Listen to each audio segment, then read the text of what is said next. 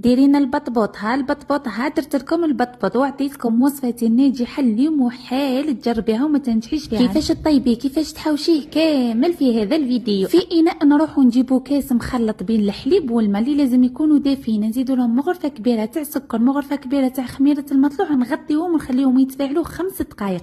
من بعد رايحين نروحوا نزيدوا لهم 2 مغارف كبار تاع زيت مع 2 مغارف كبار تاع حليب الاحمر، نخلطوهم مليح حتى يتجانسوا لي. من بعد نزيدوا الفرينه، نزيدوا الكاس الاول تاع الفرينه اللي لازم يكون مغربل، نخلطوه حتى نشوفوا تجانس لي مع المكونات الاولى، ونزيدوا الكاس الثاني مع مغرفه صغيره تاع الملح. ولا هنا تلوحي يدك يا مدام وتبداي تزيدي، يعني نزيدوا 2 كيسان الاولين تاع الفرينه، والنصف كاس الثالث تاع الفرينه لازم نزيدوه تدريجيا، يعني الفرينه كامله راح تدي لكم 2 كيسان ونص. بصح كل وحده فرينتها لازم تتحصلوا على عجينه طريه مليح كيما راكم تشوفوا، تعجنوها 5 دقائق وترجعوها للاناء تاعها، تغطيوها بابي فيلم وتزيدوا لها طرشونه وتخليوها تخمر لي من الساعه حتى للساعه غير ربع باش تروحوا تبداو تخدموا. بالنسبه للحشو كان عندي نصف صدر دجاج، كنت قطعته مربعات صغيره كيما راكم تشوفوا، ورحت تبلته والتوابل كامل نخليهم لكم تحت الريل كيما نغطوه ونخليوه يستراح ونروحوا للعجينه تاعنا بعد ما خمرت لي. وشوفوا ما شاء الله، وبهذه الطريقه راح نهبطوا العجينه تاعنا ونروحوا نقسموها لكريات صغار ولا كبار كيما تحبوا.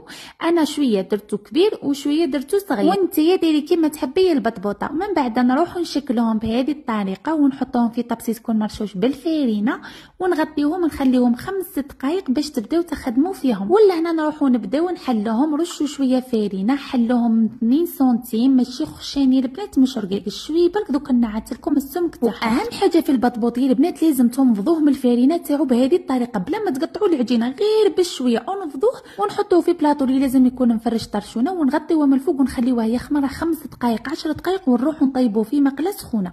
وتبعوني مليح لهنا في طيابو لخاطر هو الصح، لهنا غير لوحتها المقله تكون تاعي سخونه على نار متوسطه، لازم ثم تقلبيها، لازم ما تخليهاش دير هذه القشره مره، لو كان دير لك هذه القشره موحل تطلع لك، ولازم تقعدي غير تقلبي فيها ما تخليهاش تطول مره بهذه الطريقه. شوفوا كيفاش وحنا غير نشوفوها بدات تطلع لي، نروحوا نجيبوا مغرفه تاع الحطب وشوفوا كيف حنا نعاونوها باش تطلع لطو غير شويه برك فوق هذيك المنفوخه وراهي تتنفخ باش تعاون خدها كامل تطلع. وشوفوا ما شاء الله كيفاش تجي الطيب على حقها. ولا انا بعد ما طيب لي شوفوا كيفاش نحوشيها غير فوق المقله باه ما ديري لي حتى سبه وتقولي لي ما عنديش عليمو ولا يسموك اليوم مجرباتو العشاء. وبعد ما نطيبوه وشوفوا الله يبارك كيفاش يجي، نروحوا للدجاج تاعنا اللي طيبته على نار قاويه غير يطيب لي، نروحوا نزيدوا له هذيك البطاطا المقليه ونخلطوها مع بعضها مع شويه طماطم وديروا واش حبيتوا. في الاخير رايحين نحشيوهم وحشوهم باللي عندكم، السلطه الطماطم المهم الصح في البنه، واللي يحبوها ولادكم وتحبوها نتوما حاجه باينه. ما بقى لي نقول لكم غير بقاو على خير، نستنى تطبيقاتكم، شاركوا الوصفه مع صحاباتكم والسلام.